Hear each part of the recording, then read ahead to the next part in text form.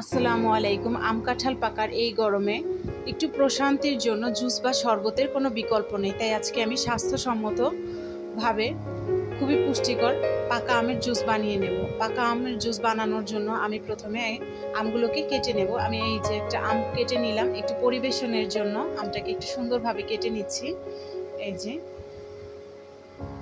পরিবেশনটা যদি সুন্দর হয় তাহলে খাবারটা খেতেও আমাদের সবার কাছেই ভালো লাগে। বাকি আমগুলোকে আমি ছোট ছোট কিউব করে কেটে নিলাম ব্লেন্ড করার জন্য।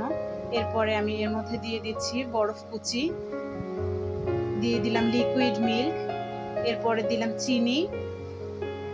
এখন আমি দিয়ে দেবো এর মধ্যে ঠান্ডা পানি। ঠান্ডা পানিটা আমি একটু কম পরিমাণে দিলাম, কারণ আমি আমের জুসটা একটু ঘন খেতেই পছন্দ করি, এজন্য আমি পানির পরিমাণটা কম দেব। পাকা আমের মৌ মৌ গন্ধে মনটা ভরে যায়। এই যে আমার আমটা ব্লেন্ড করা হয়ে গেছে। এত সুন্দর আম দিয়ে যদি আমরা তৃপ্তি আসবে না, এই জন্য আমি আমটাকে জুস করে খাবো। এই যে দেখো আমার আমটা কত সুন্দরভাবে ব্লেন্ড করা হয়ে গেছে। এখন আমটাকে আমি পরিবেশন করে নিচ্ছি।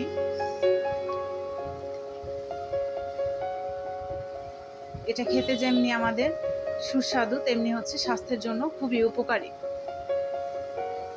তাই আমরা সবাই বাসায় বেশি বেশি করে পাকা আমের জুস বানিয়ে খাবো।